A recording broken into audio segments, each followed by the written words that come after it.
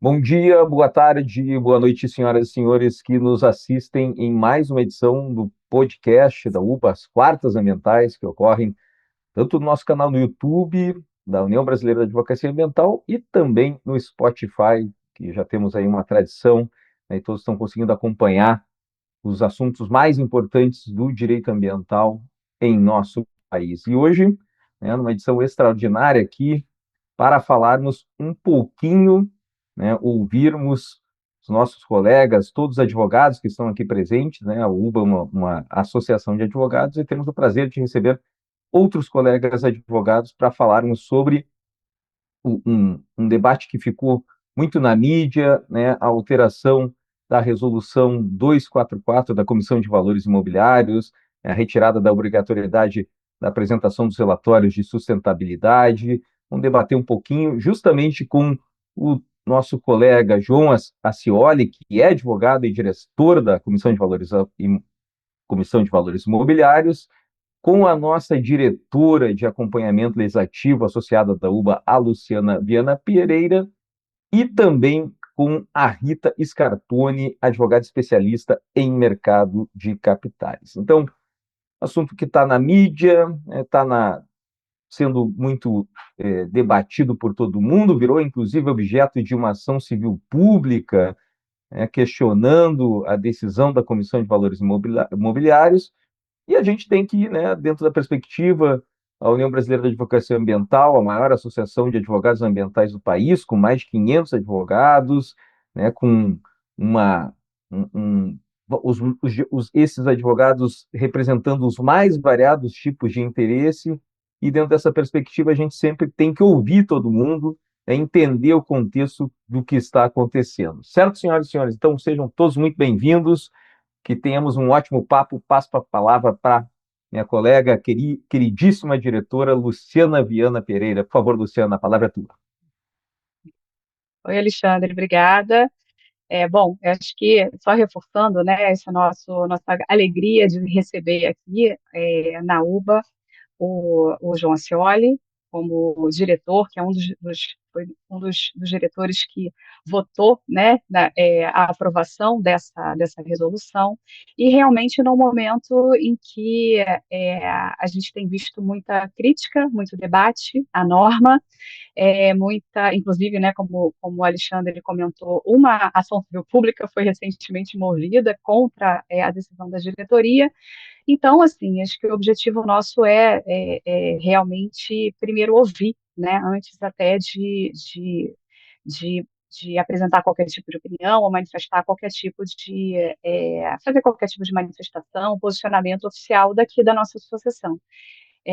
Acho que um dos pontos bastante importantes, né, como o Alexandre falou, a gente, dentro da nossa associação, nós temos muitos advogados que atuam, né, com crédito, né, atuam com captação de financiamentos, de investimentos, avaliações de riscos ambientais, relatórios de sustentabilidade, advogados que compõem equipes de inventários de emissões e que compõem equipes também de relatos de sustentabilidade. Então, assim, a UBA, né, tem representantes e congrega profissionais realmente que estão dentro, né, inseridos muito dentro dessas discussões relacionadas à sustentabilidade, inclusive muitos, né, que atuam com o crédito rural, que têm visto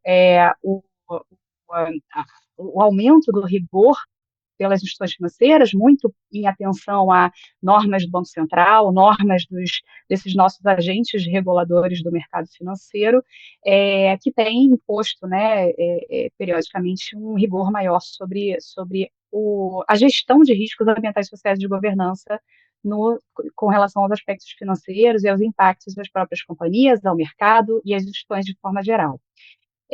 Então, mas assim, primeiro, de novo, né, reforçar o agradecimento e ao João ter aceito esse convite, a Rita ter aceito esse convite também para participar conosco.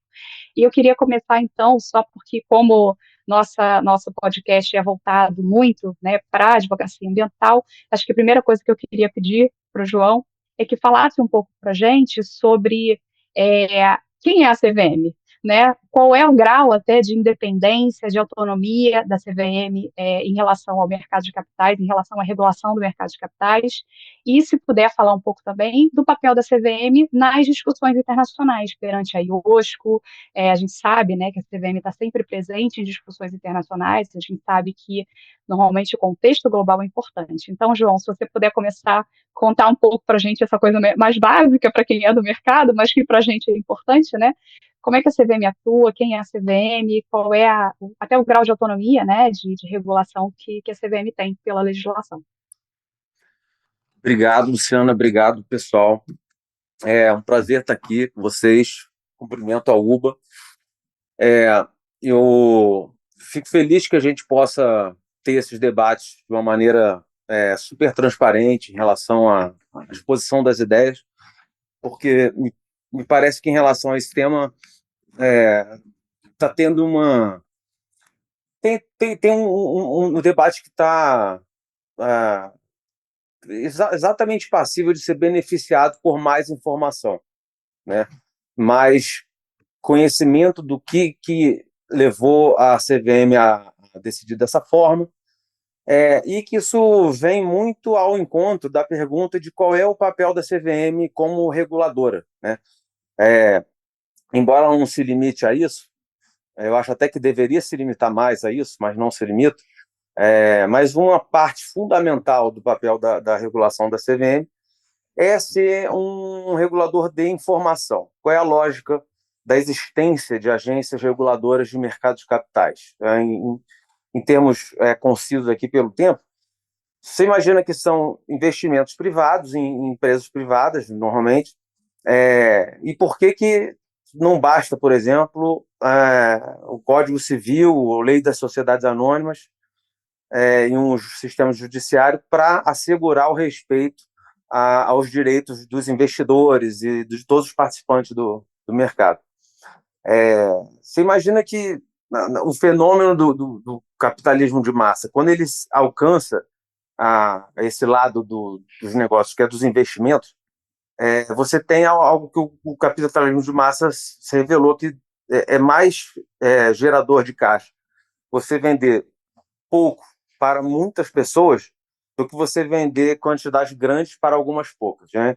Então, assim, a grande revolução industrial, Fordismo e tudo, assim, como fazer muitas pessoas terem um pouquinho de dinheiro, isso seja no mercado de consumo, né? Então você consegue esses fenômenos da macroempresa. Não é uma empresa que vende muito pouco produto caro, quer dizer, muito produto caro para algumas pessoas, assim como o lado da captação de investimento, ele migra historicamente de eras em que alguém precisava de um negócio, realizar negócios de capital, ia falar com algum monarca, algum ricaço, e convencer uma pessoa a dar muito dinheiro para um projeto, assim, é mais fácil convencer muitas pessoas a dar um pouquinho, porque diversifica o risco, a pessoa não está se expondo tanto. Agora, com isso vem uma situação econômica que é o seguinte: se você tem relativamente pouco dinheiro investido em algum projeto, se aquele projeto está mal administrado, ou se tem um descumprimento das regras que foram concordadas, o indivíduo, né, o investidor individual, ele está limitado ao quanto que ele pode destinar do tempo e dinheiro dele para cuidar do patrimônio dele, pela própria limitação do patrimônio dele. Então, se alguém tem 10 mil reais investidos em alguma coisa, não vai gastar 500 reais para ir se informar numa assembleia, ir participar de uma assembleia, contestar um ato, porque vai ter pouca eficácia, né? Não vai ter poder relevante, e se gastar 500 reais de 10 mil, você já matou 5% aí. Então, por mais que você melhore o rendimento de 1%, ainda assim, você perdeu mais dinheiro para fazer valer aquilo. Então, qual é a lógica de você ter... isso também leva... Não é a única resposta institucional, é a criação de um regulador central, mas isso é uma parte importante. Você vai ter um regulador central que vai fazer, às vezes, do que aquelas multidões não teriam organização para fazer espontaneamente, porque cada um ali tem esse fenômeno que no campo da literatura se falou de propriedade, separação da propriedade do controle. Então, e aí parte do que faz essa atuação ser, assim, vamos fazer o que muitos, né, não teriam incentivo individual para fazer.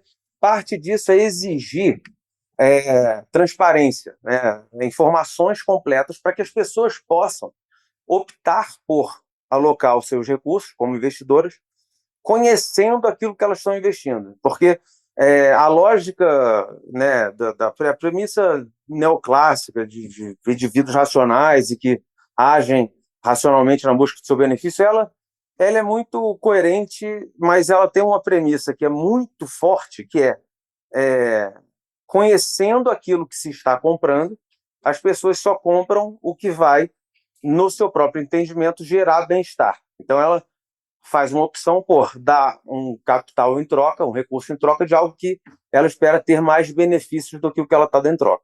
Só que a premissa de conhecer o que se está comprando é mais fácil de ser atendida numa relação de consumo, que você está comprando um bem.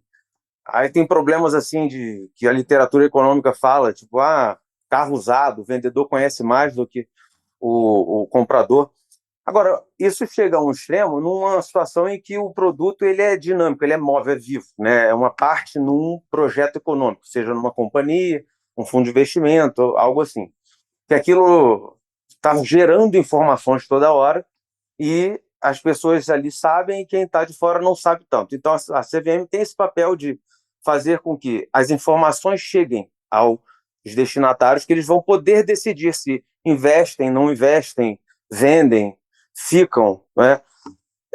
E isso é um pilar da regulação, que eu acho muito válido, né? Tipo, isso nasce ali nos anos 30, nos Estados Unidos, se consolida. Você tinha um cenário de informações financeiras sem padronização, então, assim, era uma coisa que muito para iniciados, tipo, que tem recursos até para investir na compreensão do que está sendo dito, né? E aquilo era tipo, quem é que está entendendo o que está sendo dito? Então, começam a nascer os General Accepted Accounting Principles e tal, que são, assim, vamos sair da Babel, em que cada um fala uma língua contábil, por mais que estejam falando a verdade, está falando como se fosse um idioma próprio. Reportar a situação da empresa num padrão de linguagem e outra reproduz em outro. Então, se houver consenso, um acordo semântico, gramatical, por assim dizer, né, que são os padrões contábeis, vamos ter algo mais compreensível, o custo de compreender a informação é menor também, né? E aí tem esse papel, né, que acho que a gente pode focar aqui hoje. Tem outros papéis também de verificar fraude. Então, se alguém fala a CVM tem a prerrogativa de verificar que não é B, porque se for B, alguém foi convencido a botar o dinheiro porque contaram que era A, mas na verdade era B, isso é fraude em sentido amplo. Então, esse papel de xerife do mercado de capitais para ver se não tem fraude sendo acontecida, se tem informações falsas sendo comentadas, e é nesse contexto que nasce, que tem uma parte relevante do papel da CVM, a cobrar se as companhias, se os entes regulados por ela estão prestando informações na periodicidade definida, numa padronização adequada, e aí você tem também o aspecto da auditoria independente, que é a figura de não vamos apenas levar valor de face, aceitar como verdade, né, são expressões do mercado financeiro, de você tomar valor de face no mercado, no jargão do mercado, significa acreditar naquilo que está sendo dito. Né? Estou considerando que a gente está falando para um público amplo aqui que não trabalha tanto com o mercado financeiro e tal.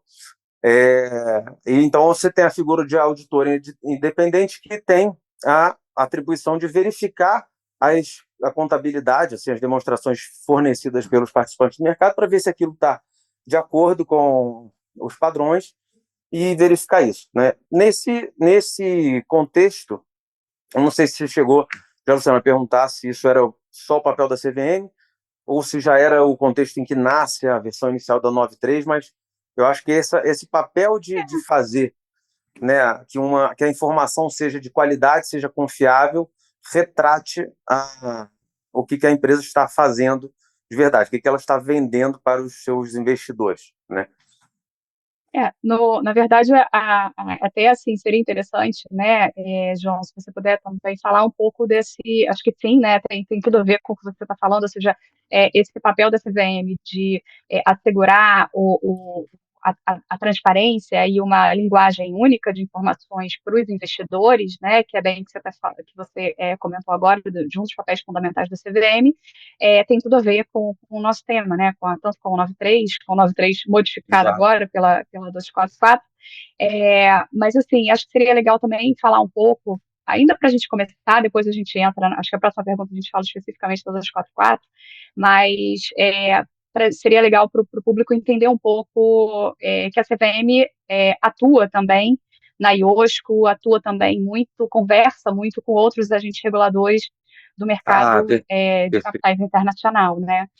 Que É acho que isso é verdade. importante também para É importante, você já tinha mencionado, me desculpa aqui, mas a CVM tem essa interação frequente, como todo regulador de mercado de capitais, tem os encontros periódicos com a IOSCO, então tem pautas que são discutidas e são entendimentos, assim, não tem uma submissão, né, evidentemente, a não ser que em certos casos de assumir compromissos, mas aquilo é bom saber para ter referência do que outras jurisdições estão fazendo, né? A gente fala assim, aprender com erro, errar 2 vezes, né? Que é o problema. Eu falo assim, não, às vezes você não precisa nem errar, você pode aprender com erro alheio, é a melhor coisa, né? Então, assim, observar a experiência alheia é muito útil. Então, tem essas discussões, e havia, né, uns anos atrás estava mais forte, né?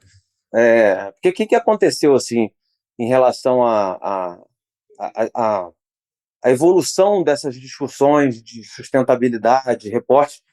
Isso tem um momento em que sempre houve, né? Ao longo do tempo tinha discursos de defesa de CSR, que era Corporate Social Responsibility. E isso ficava com uma coisa com uma certa aderência. Num certo momento, essa sigla passa para ser ESG, e a minha visão é que isso ganhou muito fôlego ali por 2 razões. Uma é que introduziu-se a questão da letra E, que é um bicho diferente do que se dizia normalmente, que o ambiente entrava ali meio que tangencialmente. Você falar que tem até aquele texto clássico do Milton Friedman que fala assim, o objetivo da empresa é aumentar seus lucros dentro da lei. Isso aí, o dentro da lei tem um problema econômico sério. E aqui eu estou falando assim, eu sei que a gente está entre advogados, mas eu falo nesse tema muito mais com a cabeça de economista do que propriamente de advogado, no sentido de tratar do problema econômico. Então, você tem um problema econômico das empresas que têm impacto no ambiente, que é o seguinte: é possível obter lucros maiores lesando, em termos amplos, o meio ambiente, né? Porque se você não tem que indenizar o mal que você faz, aquilo é uma redução de custos. Todas as outras relações que a empresa faz, para serem sustentáveis no sentido financeiro, para elas serem, né, poderem ser mantidas no longo prazo, elas têm que ser reciprocamente benéficas para todos os envolvidos. Ainda que possa parecer às vezes triste que alguém trabalhando por pouco dinheiro é benéfico, é porque você está comparando, né? Em economia você compara com o que é possível e não com o que deveria ser ideal. Então, assim, melhor, menos pior. Podemos chamar de menos pior. Menos pior é receber um salário ruim do que estar desempregado, por exemplo. Então, as relações que compõem os negócios das empresas são mutuamente vantajosas, porque são voluntárias, porque todos os integrantes concordam em estar ali, pelo menos ex ante, né? Tipo assim, quando eu aceito aquele contrato, eu acho que vai ser bom para mim, e o outro lado pensa a mesma coisa. As relações econômicas que se estabelecem via impactos no ambiente não são voluntárias. Se uma empresa joga despejos químicos no riacho que passa na minha casa, eu não concordei com aquilo e não estou sendo indenizado. Se me perguntassem quanto é que quer para sujar o meu lago, eu poderia negociar e ficaria assim. Então, esse é um problema de infraestrutura jurídica, né? É um problema que a economia lida, de externalidades negativas e tudo mais, definição de direitos de propriedade em sentido amplo, e isso é parte relevante da questão que eu acho que impulsiona a agenda ESG, porque a letra E puxa muito isso. A letra E tem muita coerência. O S e o G, acho que não, porque a empresa já tem que ser boa para as pessoas com que ela lida e já tem que ter uma governança eficiente para poder ser lucrativo. Então, acho que o E traz um problema mais real, isso ampliou. Essa ampliação veio também acompanhada de discursos que a adoção dessas pautas poderia, inclusive, aumentar a lucratividade das empresas. Que aí já começa a ficar algo que era otimista, que faz sentido se você pensar mais em S e G, e na letra E, se você pensar num sistema jurídico bem desenhado, em que danos causados ao meio ambiente sejam objeto de internalização, ou seja, aquilo que seria externalizado tem que ser internalizado. Então, se você gera um dano ambiental ou um dano humano para pessoas por causa de coisas que foram feitas ao ambiente, ter que indenizar as pessoas, aquilo é um risco que os investidores têm que saber. Então, eu falei assim, eu não quero ter o meu capital sujeito a ser reduzido porque a empresa teve práticas curto-prazistas, que aqui eu vou ter meu bônus, que é um outro conflito clássico de economia, conflito do interesse do administrador com aquele de longo prazo dos investidores. Então, o administrador pode querer assim, não, eu vou fazer isso aqui, eu não vou botar esse filtro, não vou tomar esse cuidado, porque o lucro no primeiro, segundo ano vai ser bom, vou ter o bônus, só que no longo prazo, daqui a pouco, aquilo vira uma ação, uma indenização, fala assim, pô, você estragou minha fazenda, eu quero indenização, você sujou minha água, eu quero indenização, tem que indenizar. Então, tem esse aspecto de controle de riscos. E aí existe esse aspecto da tomada de medidas de controle pelas companhias, pelas empresas, pelas entidades em geral, né, daquilo que pode gerar resultados econômicos. Só que isso veio com uma promessa de retornos maiores, como se assim, práticas ESG, que aí começam a ser empacotadas como conjuntos de assim, one size fits all, que isso aqui é ESG, esse aqui é ESG, e entram outras coisas junto, né, que não necessariamente trouxeram retornos maiores do que o esperado. Inclusive, se para de um ponto de vista, se você compara ceticamente um cenário em que não tem uma restrição ao que a empresa está fazendo, e ela tem resultados melhores, porque está queimando mais carbono, por exemplo, e a outra tem que reduzir isso aí em nome em busca de causar menos emissão de carbono, é intuitivo que aquela que não está tendo restrição à sua atividade deveria ter resultados maiores. E aí, com o tempo, a promessa ou a esperança de que essas práticas pudessem dar retornos maiores para os investidores começou a se mostrar frustrada. Ela foi frustrada e não vieram os retornos maiores que havia.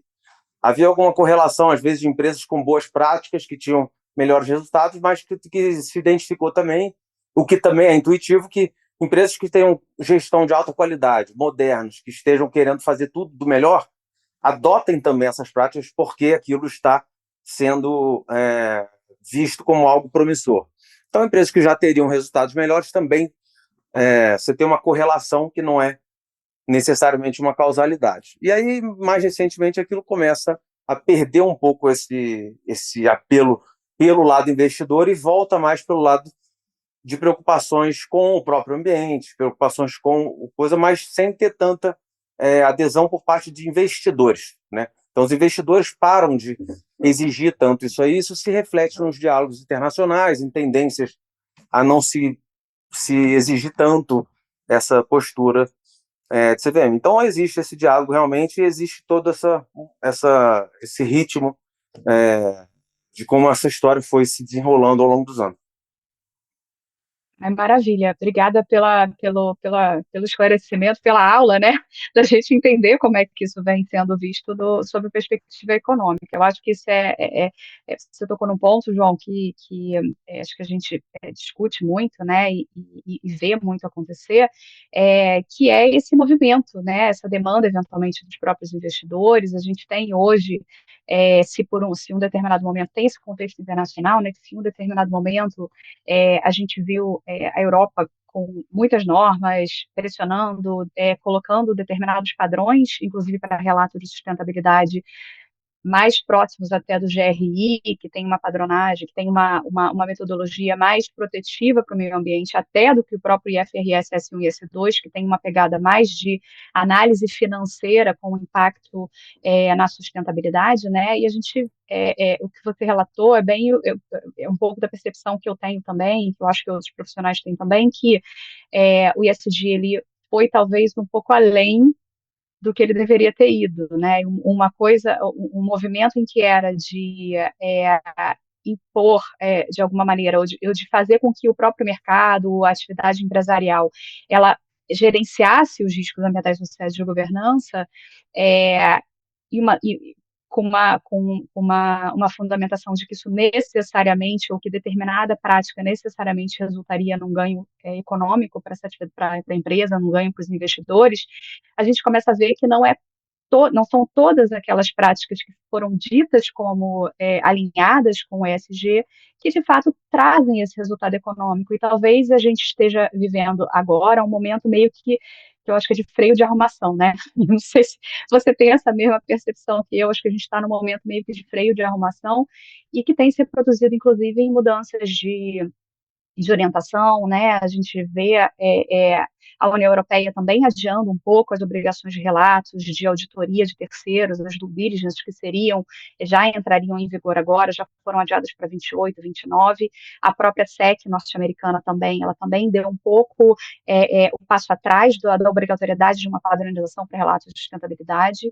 E eu acho que nesse contexto vem pareceu vir um pouco essa resolução, né, a 244. Então, falando agora um pouco, né, especificamente sobre a 244, eu acho que vale a pena a gente dividir com todo mundo, né, que ela veio como uma alteração a uma resolução anterior, que era a 193.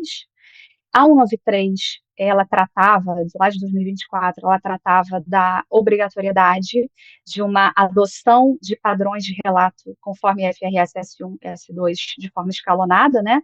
A gente, a partir do ano que vem, teria a obrigatoriedade de que todas as empresas de capital aberto, elas é, publicassem os seus relatos conforme esse padrão, que também é um padrão muito novo, né? Que também é um padrão que apesar de ser pautado em padrões que já existiam, né, na SASB e tal, mas ele ainda é um padrão que ainda está num grande teste, né?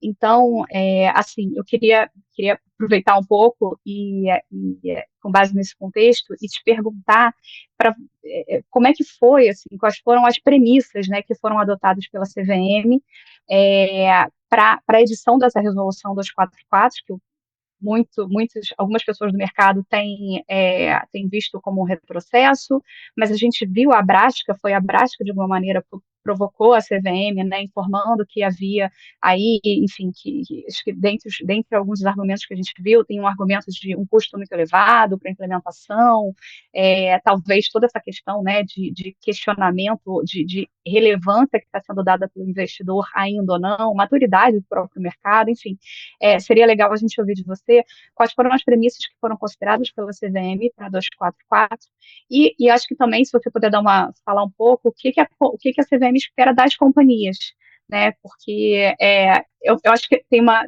diferença importante, né, uma coisa é você criar uma obrigatoriedade, outra coisa é você manter a estrutura anterior, que não deixa de ser um pratique e explique, que não deixa de fazer, de alguma forma, uma coerção de pares, né? Então você tem ali uma fiscalização entre as próprias companhias e eventualmente um desenvolvimento que me parece meio orgânico do mercado para forçar que os relatos de sustentabilidade comecem a acontecer, mas, enfim, queria entender de você, assim, o que a CVM tomou em consideração, quais foram as considerações que ela teve para a edição dessa norma, e o que vocês esperam também, né? O que a CVM agora espera das companhias em relação aos relatos de sustentabilidade, em relação ao monitoramento, à gestão de riscos ambientais e sociais, materiais, né, dentro da própria estrutura de gestão delas. Maravilha. Eu acho que faz sentido começar essa resposta falando da própria 193. A própria 193, ela rompeu com uma tradição da CVM muito respeitada e que vem sendo observada desde antes até de haver previsão legislativa. Inclusive, eu participei das discussões de trazer isso para a lei. O processo da CVM foi usado como referência de um bom processo regulatório, no sentido de que, quando se vai fazer alguma alteração relevante, que vai mudar a vida dos participantes do mercado, se faz uma consulta pública, né?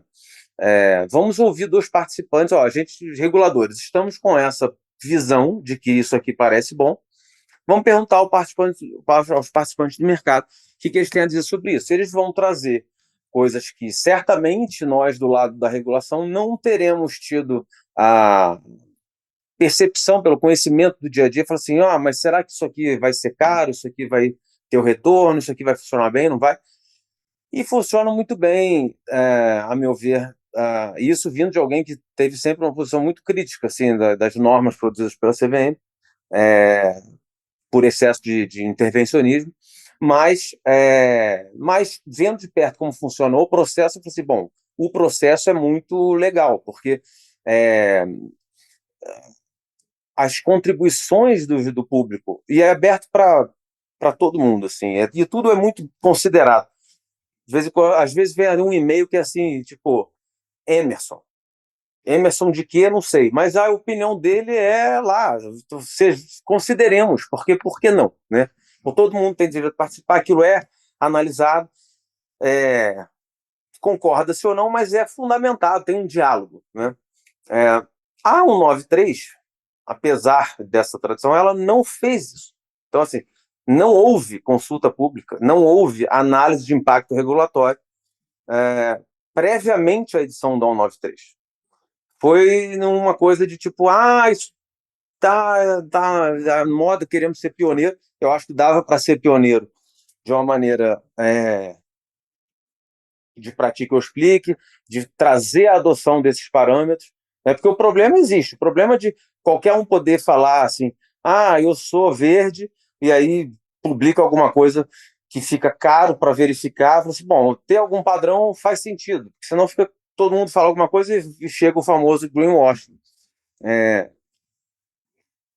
E aí se estabeleceu lá a 193, e se olhar lá nos considerandos, né, isso aí foi uma briga bem minha. Assim, eu falei assim, gente, a gente não pode, não deveria, poder pode porque fez, né, mas assim, a gente não deveria poder fazer isso de uma forma tão autoritária, contra a tradição da CVM, entendeu? Ela está na atribuição regulatória da CVM, eu acho que dentro de exigir transparência é amplo a competência da CVM para editar normas exigindo transparência, então eu não tenho nada a dizer que a CVM não poderia fazer aquilo como resultado, mas a forma foi diferente do que sempre fez. E aí se falou, né, se eu observar lá, na própria 193 tem o considerando G, ele difere dos demais porque ele, em vez de ser um considerando que a IOSCO e que a prática internacional, ele tem uma redação de norma, porque ele era um parágrafo, era para ser um parágrafo artigo 2º. Né? Ele falou, não, vamos botar como considerando, que diz, a CVM realizará a consulta pública sobre os temas dessa resolução, inclusive sobre a obrigatoriedade prevista no artigo 2º. Porque a 193 ela inverteu, em vez de fazer a consulta pública antes, e aí ouvir toda a contribuição dos afetados e interessados no tema, antes de chegar à conclusão, ela vem meio que atira primeiro e pergunta depois. não era tão atira primeiro, porque havia ainda um período, aqui vai ser voluntário, a gente faz a consulta pública enquanto, né, vai comendo bolo enquanto vai cozinhando o bolo, uma coisa meio dessa. E aí, lançada a 193, já se cria um monte de expectativas, que a gente, para ser cético e realista, inclui também um monte de interessados, porque certos tipos de serviços serão necessários que não seriam com a obrigatoriedade, né? Mais demanda por consultorias e elaboração de auditoria desse tipo de coisa. Então, assim, isso é um fator. E não é. E aí eu acho legítimo que esses agentes criem expectativas. Falam assim, ó, vieram com a norma, eu gostaria que a norma fosse mantida, mas faz parte do debate público. Só que como foi essa coisa de carro na frente dos bois, ao meu ver, a consulta pública veio já com a norma em andamento. E se você observar como isso gera paixões, né, as pessoas tendem, às vezes, a meu ver, a enxergar mais como algo de sustentabilidade do que o que é mesmo, que é assim, dizer o que se está fazendo quanto à sustentabilidade. Diferente você dizer o que está fazendo do que você fazer algo, né? Então, e aí aquilo não tinha essa percepção toda, mas houve sim a consulta pública, houve a consulta pública com a norma em andamento, e precisava ser editada, ser dada uma resposta, se fosse uma ratificação, fosse uma retificação, fosse uma mudança, aquilo que acabou sendo feito na 244, com o material gerado da consulta pública e dos estudos que foram sendo feitos ao longo do tempo, que permitiram ver como é que estava sendo a adesão voluntária. Na previsão, por exemplo, se você perguntar antes de fazer, os afetados que teriam que adotar essas obrigações diriam: isso aqui vai custar 500 milhões de reais. E os que prestariam serviço diziam assim: não, isso vai custar 50 mil reais. E mesmo sem desonestidade nenhuma, só por causa de viés.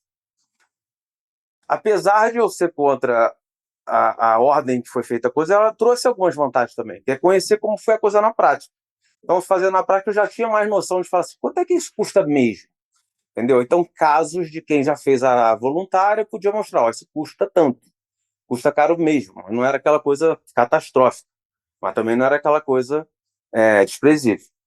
E aí houve as contribuições e tal, e discussões internas da casa, para se chegar a uma ideia do que pensamos ser um aprimoramento. Então, assim, a ideia de que, quando a gente pensa isso sob a ótica do mercado de capitais, assim, por que aquilo deveria interessar a investidores e por que aquilo deveria interessar as companhias que divulgassem? E aí vem o papel de falar assim, para divulgar tem que ser em algum padrão compreensível. Uma questão de reduzir o custo de capital. Se o investidor percebe que ele, tendo mais conhecimento, ele consegue precificar melhor os riscos dos impactos financeiros que aquilo vai ter no negócio dele, a companhia pagar para ter aquela informação vai ser desejável na medida em que a vantagem que ela tiver na redução do custo de capital, né, seja maior do que o dispêndio que ela tem para elaborar e auditar as informações financeiras. Então, essa ideia central que sustenta a noção de que impor para todo mundo vai gerar ineficiências. Ela vai ser vantajosa para aquelas empresas para quem ela já seria vantajosa, e aí é de se supor que as diretorias e as administrações interessadas que estão, que seja nos próprios bônus, né, que não seja da benevolência do padeiro que a gente espera o pão, e não seja da benevolência da ambientabilidade, da sustentabilidade psicológica dos administradores que a gente espere o bom preservação do ambiente. Que seja por aí, ainda assim eles vão querer adotar práticas que melhorem os resultados da companhia. Só que vai haver aquelas em que a administração vai pensar assim, isso aqui é muito caro, não vai gerar benefício para a empresa, não vai gerar para os próprios investidores. Então é algo que, dentro da competência regulatória da CVM, que é mercado de capitais eficiente, né, de mercado de capitais, né, não é uma pauta de achar que aquilo vai ser para o ambiente, assim, para o mercado de capitais. Então se entendeu que deixar que as empresas façam essa calibragem de custos adicionais versus os benefícios adicionais. Isso é mais possível de ser feito no caso a caso do que numa padronização pelo próprio regulador central. Assim, vai ser obrigatório a partir da data tal e se virem para fazer. Então vai ter caso em que aquilo seria gerar uma alocação de recursos que chama ineficiente, né? Que assim, gera mais despesa do que o retorno que tem. Então foi essa ideia que estava por trás de trazer a voluntariedade. De novo, João, você tocou num ponto que eu acho que é bastante interessante, né? E aí eu vou aproveitar, vou fazer uma pergunta para a Rita, rapidinho, só porque a gente eu vi uma entrevista que ela deu, inclusive, sobre a resolução 244, e eu acho que, João, você tocou num ponto que mesmo com a norma sendo um pratique ou explique, estabelecendo uma padronização por um prazo de três anos consecutivos, né, que é como a norma acabou ficando estabelecendo, ela, de alguma maneira, ela vai forçar, ou ela transmite de volta para a própria companhia a responsabilidade para a administração, a responsabilidade de decidir o que ela vai fazer. E, inclusive, recebendo a pressão dos seus próprios investidores, do seu mercado, da sociedade em geral, decidir, sim, por reportar, por ver nisso uma vantagem, né? Então, voltamos a ter a gente voltou a ter a liberdade da administração de alguma forma, pelo menos nessa decisão do vou reportar ou não vou reportar, mas é uma liberdade com responsabilidade. E aí é que eu queria perguntar para a Rita, porque eu vi a entrevista dela, né, uma entrevista que ela deu sobre a norma, queria que ela falasse um pouco sobre qual é agora, então, o papel das companhias, né, no mercado, para as empresas, como advogada de várias empresas de capital aberto que a Rita atua, qual é o papel das companhias agora? Porque a gente sabe que o dever fiduciário continua o mesmo, né, não mudou, a legislação que imponha o dever para a administração de uma gestão adequada, de gerenciamento dos riscos materiais, ela continua existindo. Então, assim, se você puder brevemente, né, porque acho que a gente já precisa começar esse caminhando para os fechamentos, mas se você puder falar um pouco sobre esse aspecto, acho que vai ser bastante interessante. Obrigada, Luciana, obrigada a todos. Eu acho que o doutor, que o João Ancioli acabou de deixar bastante claro aqui na apresentação dele, que o G é não menos problemático, porque, na verdade, você já tem várias, né, situações previstas na legislação e nas normas. Eu, recentemente, dei uma entrevista ao portal Sustentabilidade, que a Luciana está se referindo, aonde eu expressei a minha opinião no que diz respeito à responsabilidade dos administradores, aí eu falo muito mais do conselho de administração propriamente, por se tratar de uma companhia aberta, é que a transição da obrigação para um modelo, né, vamos chamar voluntário, mas, né, ele não exime o conselho de forma nenhuma, ao contrário, ele recalibra em vários aspectos, né, o peso dos deveres fiduciários.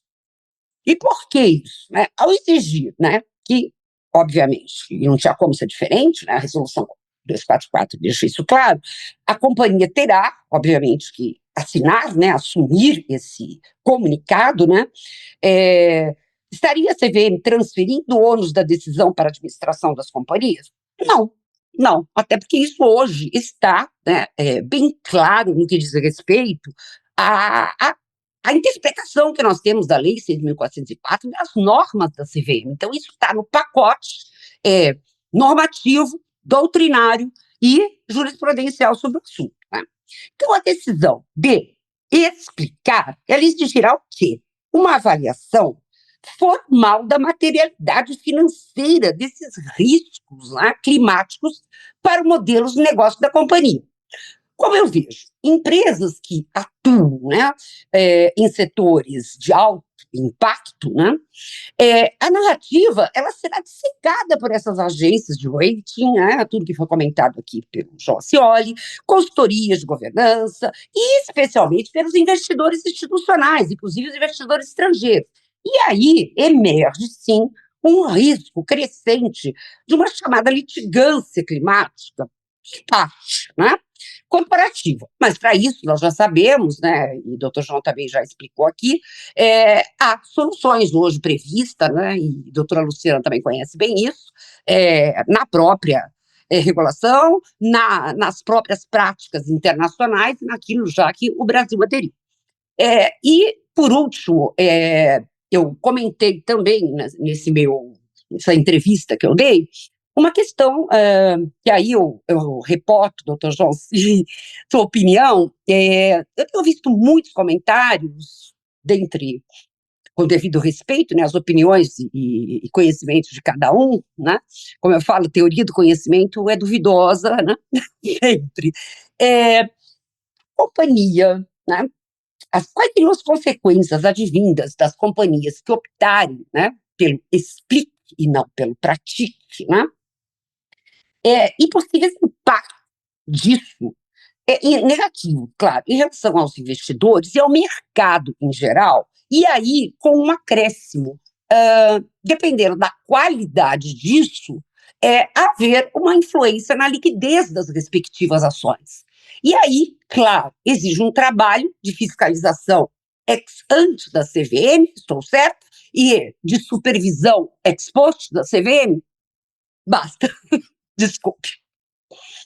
Deixa eu aproveitar o gancho da pergunta, do comentário da Rita, aproveitar a presença do diretor João Ascioli e perguntar o seguinte: dentro desse contexto, né, de um passo que está sendo considerado, inclusive, né, a própria ação civil pública que foi movida contra a CVM vai numa linha que nós, advogados que trabalhamos com o direito ambiental, temos sempre muita reticência em falar do retrocesso ambiental, né, que a CVM tomou uma atitude de retrocesso ambiental.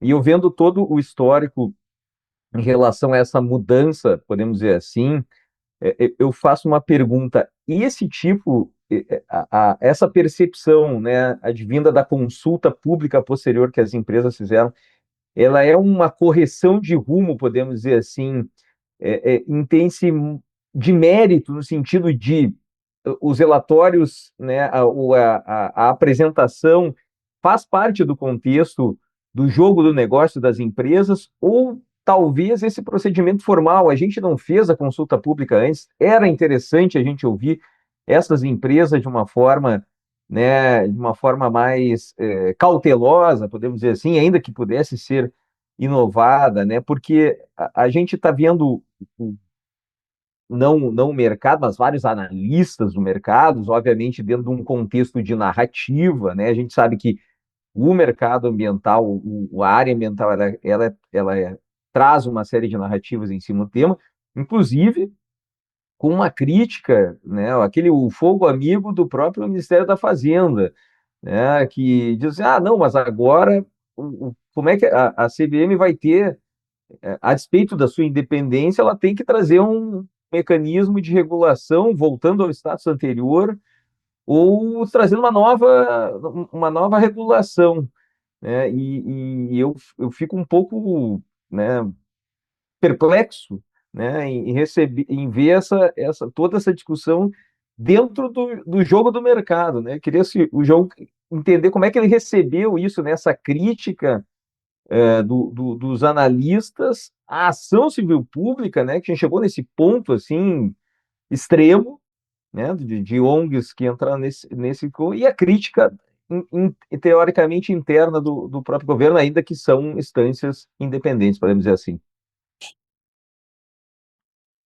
Obrigado, Alexandre.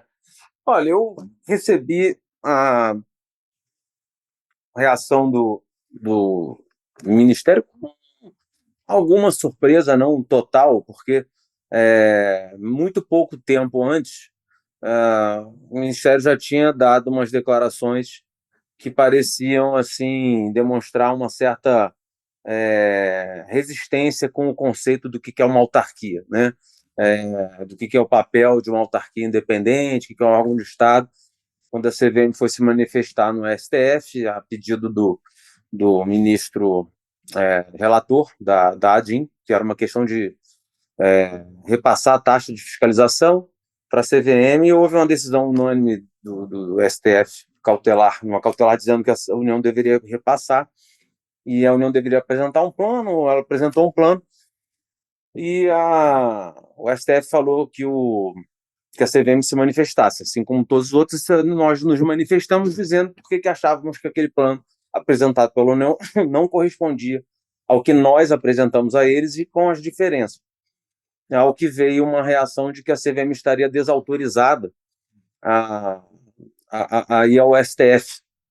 Que eu falei assim, bom, tem a mesma eficácia que uma desautorização do Ministério dos Transportes ao governo do Irã, que dizer que está desautorizado a fechar o Estreito de Hormuz. Então é algo que você recebe assim como uma bela manifestação de exercício do direito à expressão. Assim, a liberdade de expressão, eu sou um radical defensor, então eu prezo que todos os membros da estrutura da administração pública possam expressar seus pensamentos livremente. Não que aquilo vincule a CVM de maneira alguma, mas é uma opinião, né? A opinião, cada um tem a sua e a gente pode. Eu acho que o debate público é beneficiado por essa troca de ideias. Eu acho que a livre troca de ideias é saudável, sempre melhora a decisão tomada ao final. E acho que, da mesma forma, devem ser recebidas as críticas à edição da norma. Então, se um ministério diz que a CVM deverá editar uma outra norma, ele pode falar isso de um ponto de vista deontológico. Assim, eu acredito que, platonicamente, a CVM deveria, tem direito a ter essa opinião. Agora, que isso aí vincula a CVM, absolutamente, de forma alguma. Mas, claro que críticas, sugestões apresentadas que aprimorem, serão levadas em conta. A CVM leva em conta isso para melhorar o ambiente regulatório, né? Então, durante a própria discussão da norma, em que havia uma proposta de falar assim, vamos trazer para ser voluntário. E quem estava defendendo a manutenção da obrigatoriedade, quando foi tratar da recorrência mínima, falou assim, tá, mas e aí, se for voluntário, como é que vai ser? Publica um ano, no ano seguinte não, liga, desliga. Houve a ideia proposta por um servidor que era um defensor da manutenção da obrigatoriedade, mas no debate de como poderia ser em caso de adoção voluntária, ele propôs assim, e a recorrência mínima? Então, durante o debate, assim, a crítica por alguém que quer uma obrigatoriedade trouxe algo que, a meu ver, foi um aprimoramento dentro do próprio regime de voluntário. Falou assim, recorrência mínima. Então, a gente pensou em 3 anos como algo para ter uma base de comparabilidade. Também a ideia de poder sair do sistema, porque, assim, algo dentro da parte...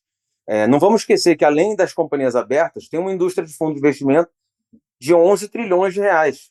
Então, assim, que é a quinta ou sexta maior do mundo. Então, assim, para quem, desde sempre, o regime foi voluntário. Agora, era um voluntário que... Você imagina o que aconteceria o que aconteceria com a frequência de beijo na boca se você só pudesse beijar com quem você fosse casado e o divórcio fosse proibido. As pessoas não iam mais se beijar para ver se gostam ou não, né?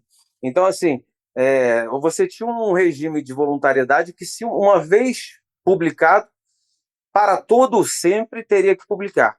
Então, era uma opção muito cara de fazer. Então, assim, se a entidade pensa, isso aqui pode ser bom para os nossos negócios. Aí um outro conselheiro fala assim, eu acho que pode ser caro. E o outro fala assim, vamos testar? Vamos testar. Se testar, tem que dar sorte. Se for bom, beleza. Se for ruim, ferrou. Porque para todo sempre teremos obrigação. Fala assim, vamos então fazer que haja uma porta de saída para você estimular a entrada, né?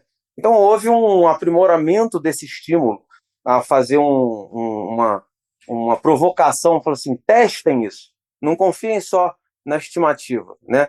E aí você tem uma coisa que acho que é muito bom no regime de flexibilidade, que é a possibilidade de, num mesmo mercado, não comparar só experiências internacionais, que tem questão metodológica de falar assim, você compara uma realidade de toda uma economia, de uma realidade econômica de um país, com outra. E você confunde correlação e causalidade. Dentro de um mesmo mercado, você ter convivência entre a Renner, a Vale, a Natura, vão fazer a opção voluntária. e você vai poder observar o que acontece na prática. Outras que façam a opção vão ver na prática aquilo. Você compara o que acontece com quem adota com quem não adota. E as práticas por tentativa e erro, por aprimoramento espontâneo e vai fazendo isso aí, pode em algum momento revelar-se para certos setores. Eu acho que faz sentido. Para certos setores faz muito mais sentido que os investidores demandem isso. E aí por isso que as companhias fazem a opção, né? Não é uma coisa de, eu quero só fazer marketing. Não é na conta de marketing, é na conta de resultado mesmo. Aquilo pode trazer riscos reais. Então é o que vocês comentaram. Assim, olha, a Rita falou assim, a responsabilidade. Se administradores tomarem uma decisão de não reportar e aquilo trouxer resultados, vai impactar os resultados deles. Então isso é uma coisa que, no caso a caso, é muito mais fácil de ser acertado, ou menos difícil, vamos dizer, do que não obriga para todo mundo, né? Então essa responsabilização é muito necessária para ver o que acontece. E aí, havendo aprimoramentos adicionais, eu não vejo por que não fazer. Alguém poderia dizer assim, 3 anos é muito, deveria ser 1 ano só. Ou falar assim, 3 anos é pouco, deveria ser 5. Ou a exigência de explicação está muito pouca, teria que ser mais, enfim. Mas o regime societário, como a Luciana falou, os deveres fiduciários estão lá. Embora estejam os mesmos, se algo mudou, é algo que, assim, uma vez que entra alguma coisa adicional no arsenal de uma administração para fazer em defesa do patrimônio da companhia, o que acontece, no limite, é você dizer que o dever ficou mais intenso, mais exigente, porque o investidor vai poder cobrar do administrador algo que 10 anos atrás ele não poderia cobrar. Por que você não fez um reporte no padrão S1, S2? Agora ele já pode cobrar isso. Então, essa dinâmica em que existe essa interação dos participantes do mercado por responsabilização, ela faz parte do cenário, do conjunto de instituições que, dentro do qual essa opção pelos reportes acontece. Então, isso tem que ser, a análise do todo acho que deve ser feita. Eu digo assim, se a resolução tivesse tido debate antes e ela tivesse nascido como está hoje, acho que ela teria recebido todos os elogios que recebeu por ser pioneira, por trazer esses padrões contábeis de uma maneira equilibrada, fazer um nudge regulatório de impulsionar essa adoção e estimular a verificação na prática de como que aquilo está sendo os benefícios vis-à-vis os custos, né? Porque hoje você teve um dos estudos que puderam beneficiar esse processo de compreensão, foi um que tangencia, não é exatamente a mesma coisa, mas mostra que num período de 1 ano e meio de comparação dos acessos de investidores, de usuários, né? Não sabe se é investidor ou pessoas que estão, mas se presume que tem algum interesse nas informações das companhias. Foram 44.000 pessoas, 44.500 pessoas acessando companhias, dados das companhias relativos à composição acionária. Outras informações financeiras, do tipo negociações e composição da estrutura de governança e tudo mais, eram assim dezenas de milhares. O campo do formulário de referência, que é um dos documentos que as companhias têm que divulgar, né, que trata do conjunto inteiro de informações rotuladas como ASG, ou ESG em português, né? Então não estou nem falando só de ambiental, mas é tudo o que está dentro do rótulo de ASG. Enquanto uma teve 44.500, nessa teve 66. Não é 66 mil, são 66 pessoas. Então, assim, tem mais gente escrevendo artigo dizendo que isso é importante do que gente acessando a informação. Então, assim, porque essa é uma informação que eu digo, é como se fosse assim, composição dos conselhos e tal, são informações que relevam para a sociedade como um todo, para o ambiente, para quem defende o ambiente como um todo, mas aqui, de quem é usuário das informações para fins de mercados capitais, não tem essa demanda toda. Então, assim, não seria daí que viria, não é de um regulador de transparência para fins de mercados capitais, que eu acho que deveria vir isso, porque aqui a preocupação vai ser mais com eficiência alocativa.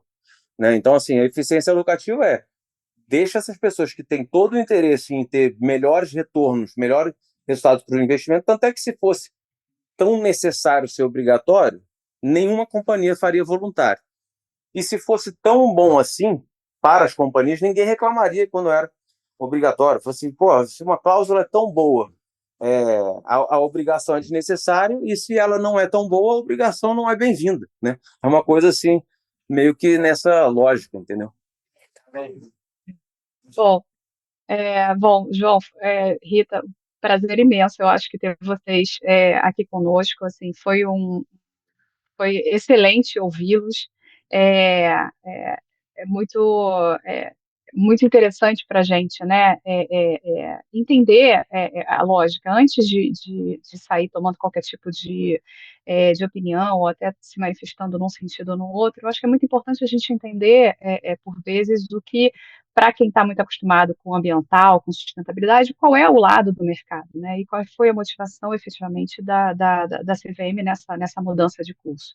Esse último dado que você trouxe, para mim, ele é muito importante, né? Eu acho que ele mostra, talvez, que o mercado ainda não tenha, talvez não tenha a maturidade necessária para entender ou até para identificar e perceber de fato quais são os benefícios da inclusão de um reporte de sustentabilidade ou dos aspectos da sustentabilidade dentro da própria gestão da companhia. E isso virá com o tempo, e eu acho que, de alguma maneira, o Pratique ou Explique, ele vai continuar permitindo isso, né? E as companhias que já se manifestaram que vão continuar reportando, e as companhias que, na verdade, já vêm reportando e elaborando relatórios de sustentabilidade até nem conforme a IFRS, que tem um olhar mais financeiro, mas conforme o GRI, né, e conforme até outros padrões que são até mais rigorosos do ponto de vista do que precisa estar incluído dentro do relatório, isso vai continuar acontecendo e talvez até gere alguma maturidade realmente, até uma pressão das partes por isso. Bom, eu queria super agradecer. Acho que, Alexandre, acho que agora a gente pode passar um pouco para considerações finais de todos, né? Então, cada um aí com 5 minutinhos para falar, enfim, das suas impressões gerais, suas considerações finais e o que quiser, enfim, deixar de recados para a gente poder encerrar. Muito obrigada, né? Se eu não tiver a oportunidade de agradecer, muito obrigada de novo, Rita e João, por comparecer aqui e por estar aqui presente conosco. Acho que quem vai primeiro? Vai, Rita, Eu de acho que repente. vamos lá, né? Nós estamos aqui prestigiando o doutor João, né? João, claro. Eu só posso agradecer a oportunidade, tá? Como a Luciana disse, o enfoque meu dentro do segmento de mercados de capitais está desde do meu nascimento, né? Mercados financeiros de capitais.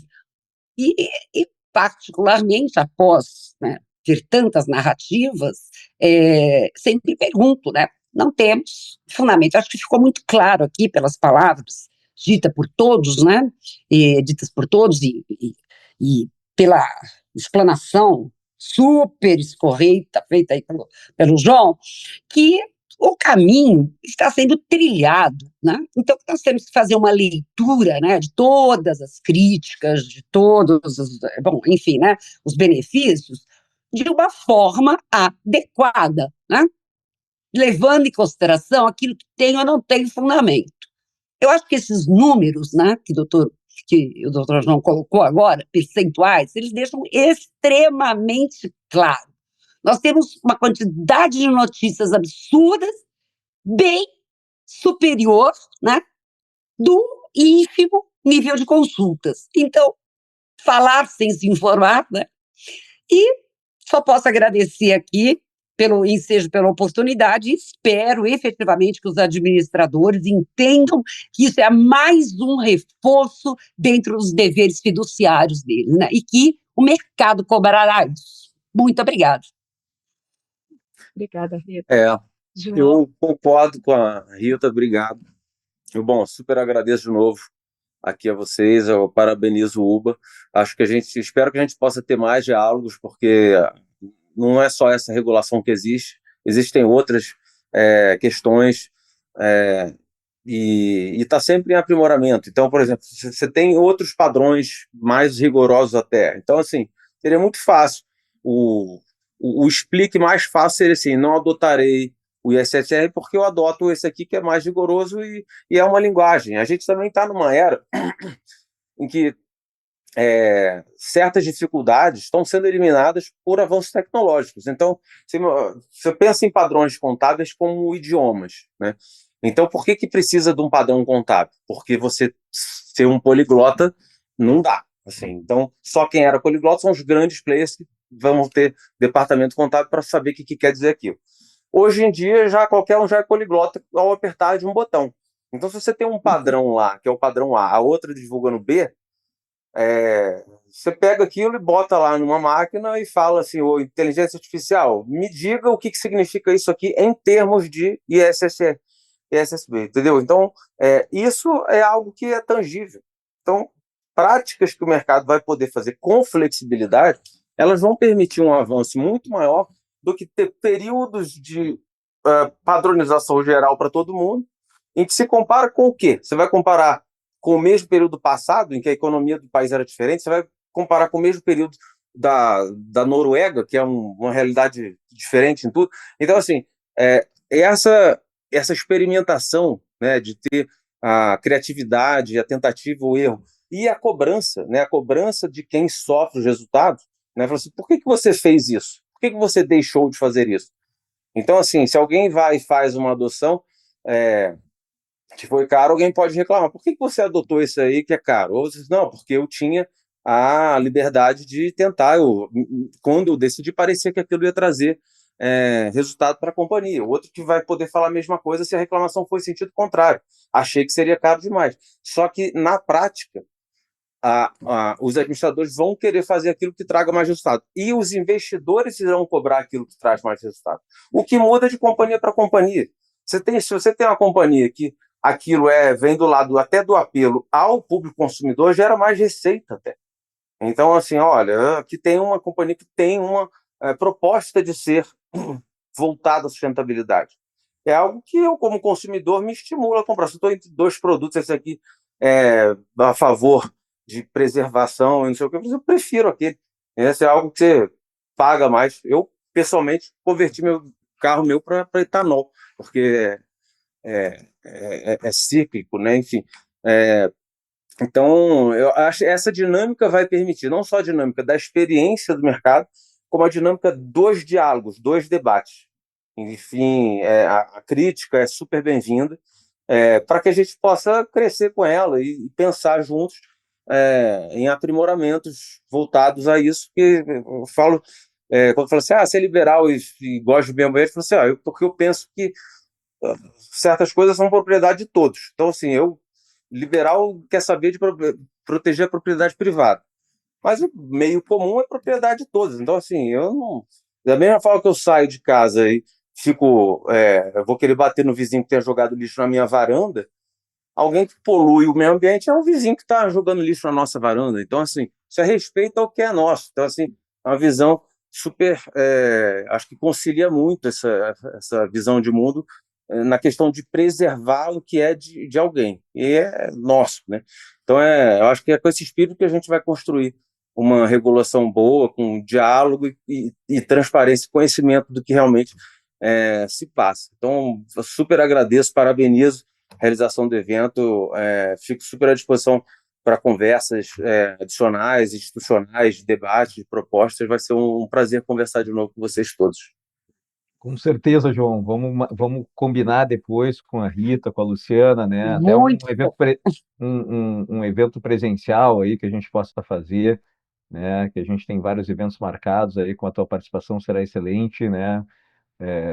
Compactuamos nós da União Brasileira de Advocacia Ambiental justamente com esse mesma perspectiva, com essa mesma premissa, né? Do diálogo, da transparência, de poder ouvir, especialmente como falei no início, nós somos uma associação com 500 advogados, com os mais diversos interesses, né? Então tem o advogado do agro, da mineração, o advogado ambientalista, e não é fácil a gente direcionar um interesse comum, mas estamos tentando fazer um trabalho adequado e estamos tendo sucesso com isso, né? Com mais de 500 advogados por todas as regiões do país, trazendo essa informação e participando dos debates mais importantes da área ambiental, da área do ESG, né? Da área que a gente está aí fazendo acontecer no trabalho da advocacia, que, né, que não é mais aquela advocacia só, né, do litígio, da ação judicial, mas essa advocacia também corporativa, consultiva, que tem espaço para muita gente, tá bom? Pessoal, muito obrigado demais pela presença, pela fala, a todos que estão nos assistindo aí, a UBA nas Quartas Ambientais, sigam as nossas redes sociais e fiquem atentos às nossas próximas edições das Quartas Ambientais, tá bom? Obrigado, grande abraço e até a próxima. Tchau.